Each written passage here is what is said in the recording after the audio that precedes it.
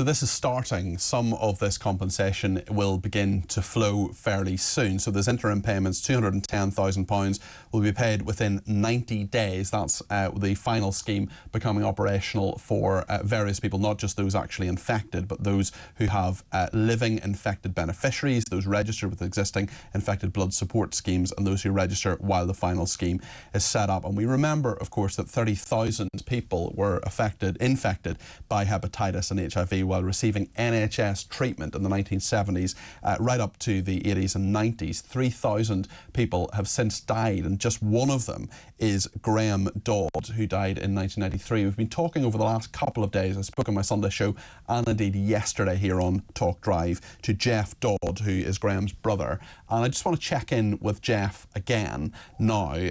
Jeff, thank you for joining me again.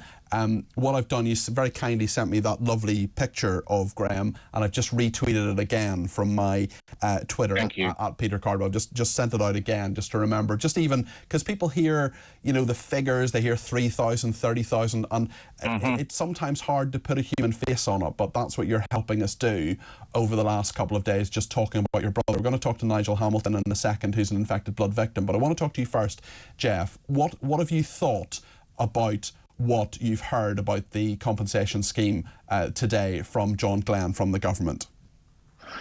Can I just spend a quick minute just putting into context where we are? Of course.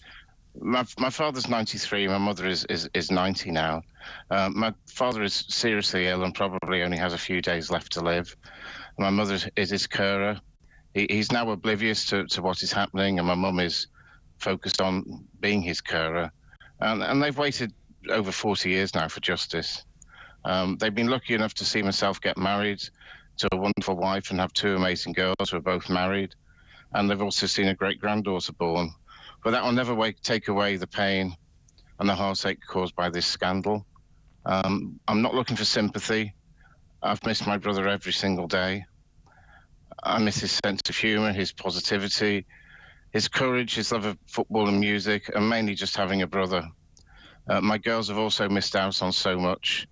And on a lesser scale, those pupils who we would have taught for the last 30 years have missed out on having an incredible teacher. The world is and has been a far worse place as a consequence of Graham's death. I've struggled every single day. I've done things I shouldn't have done to try and forget the pain. I've hurt my family and I've hurt my friends so much. And I want to tell them that I love them all and that I am sorry. But without their incredible support, I wouldn't be here today. And I just wanted to say that at the beginning of this conversation. That's really moving. I'm really moved by what I've heard, Jeff. Thank you for saying that. And tell me... So Graham was, sorry, just quick, Graham was a really, really big into his music. And in the past few months before he passed away, he was listening to an album called Automatic for the People by REM. a group called REM. Yeah. And the song we actually ended up playing at his funeral was called Find the River. And some of those words in that song were quite prophetic. And it goes, I've got to leave to find my way, watch the road and memorize this life that passed before my eyes, and nothing is going my way. And that was a song we're remembering by, amongst many others.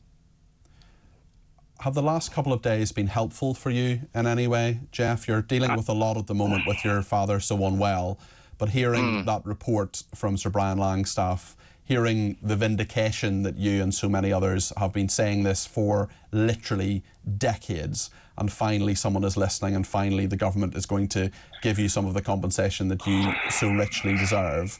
Is it helpful in any way to you? It is a step forward, clearly, and it's amazing to see the amount of detail that the report has uncovered, and to hear that the government is now finally committed to compensation.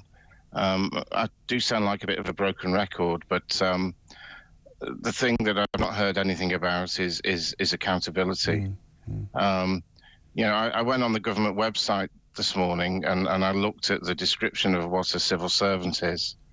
And it says we're politically impartial and independent of government, and we work in central government departments, and we aim to have integrity, honesty, objectivity and impartiality.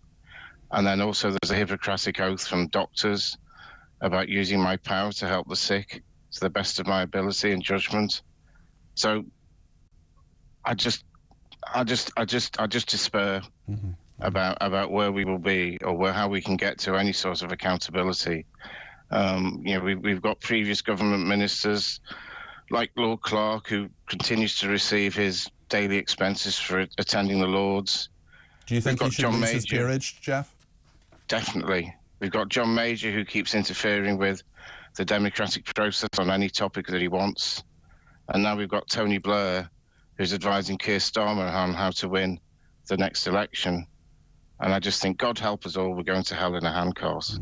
It's just absolutely, it's awful. Will this money make a difference to you? Will it allow you to do something with your life, with your family, that you haven't been able to do before? It's not what you would have wanted at all, but it will help in some way, I would imagine. Clearly, yeah, money would help in, I don't know in what way. My mum is adamant that she doesn't want any money, and clearly we need to talk to her about that when she's feeling a little bit more positive about things. But for me, it's not about the money. It's about accepting the fact, or the government accepting the fact, that the health service, the civil servants, that the systematic document destruction over nearly 20 years was a disgrace, that people who were involved in that and telling lies need to be held to account.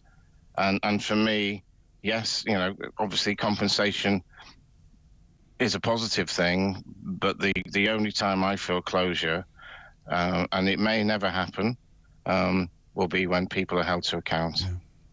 Thank you, Jeff. Really appreciate that, and thank you for talking to us over the last couple of days. We'll no doubt check in with you in the future. And